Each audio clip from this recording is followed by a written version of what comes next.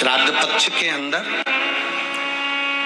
चुटकी भर आटा दरवाजे की दोनों चौखट पर डाला जाता है। किसी किसी के यहाँ दरवाजे पर आटे से रंगोली बनाई जाती है।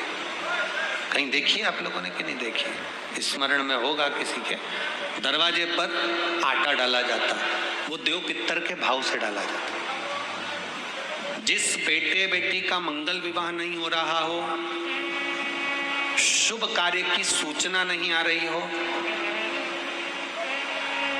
बहुत दिनों से एक फाइल कहीं लगी हुई है, अटकी हुई है, नहीं काम हो रहा, हम उनसे कहेंगे ये जो 16 दिन श्राद्ध के हैं, जितने दिन निकल गए, जितने दिन बचे हैं उन दिन में आपके दरवाजे के बाहर एक चुटकी घर से आटा लाकर चौखट के इस ओर चौखट के उस ओर दोनों जगह चुटकी भर आटे को डालना प्रारंभ करो।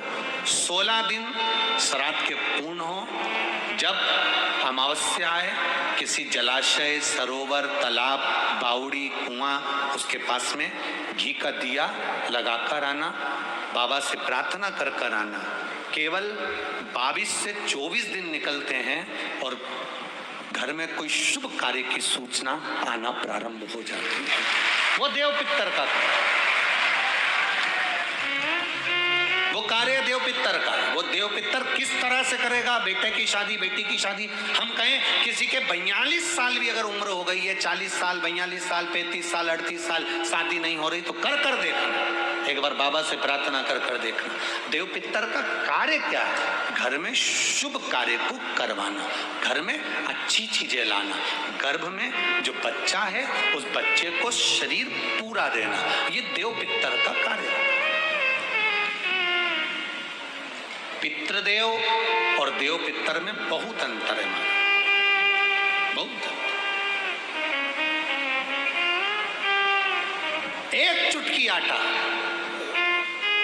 अब तो थोड़ा सा रंगोली का काम ज्यादा हो गया, नहीं तो हमने पहले भी कथाओं में कहा है कि 3 जगह पर आटे की रंगोली काम करती है, जिसका फल 1000 गुना होता है। 3 जगह पर आटे की रंगोली काम करती है, हमने पहले भी कहा।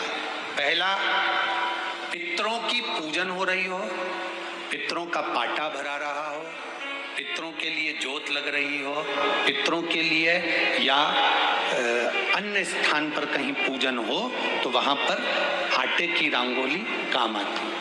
वहां पर रंग बिरंगी या पत्थर की रंगोली नहीं, मिट्टी की रंगोली नहीं, आटे की रंगोली काम आती है। दूसरे नंबर पर,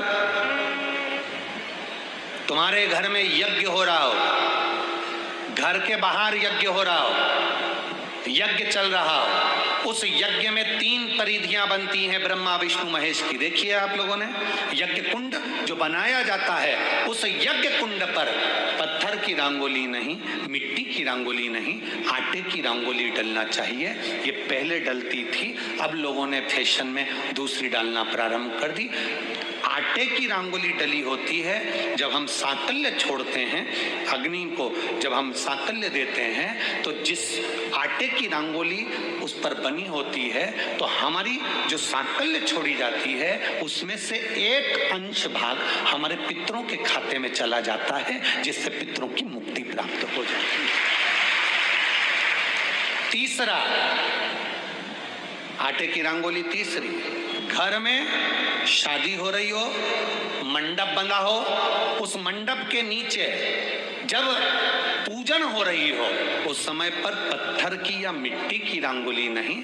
अगर पंडित पूजन करा रहे हैं या मंडप की पूजन हो रही है, जिसके नीचे लड़का लड़की की भावर होगी, दूल्हा बैठेगा, दुल्हन बैठेगी, वहां मिट्टी की रंगोली या पत्थर की रंगोली नहीं, उस जगह पर आटे की, हल्दी की रंगोली डाली जाती है। अब आपके यहाँ डालते कि नहीं डालते पता नहीं, पर हमारे यहाँ शास्त्र रीति कहती है ये 3 जगह की जो रंगोलियां हैं, ये हमको आटे की रंगोली डलने से क्यों शादी के मंडप में पत्थर की रंगोली या मिट्टी की रंगोली क्यों नहीं डाली जाती? शादी के मंडप में यहाँ दूल्हा दुल्हन की शादी होती है, वहां पंडित जी भी आटे की रंगोली डाल देते हैं, घर की बहन बेटियां आटे की रंगोली डाल देती है। उसका कारण क्या होता है? जिसकी शादी में मंडप के नीचे आटे की रंगोली डलती है, वहां पितरों को निमंत्रण नहीं देने की जरूरत पड़ती। वहां पितर उस वर कन्या को आशीर्वाद देते हैं, जिससे उनका वंश बढ़ता है, वंश रुकता नहीं।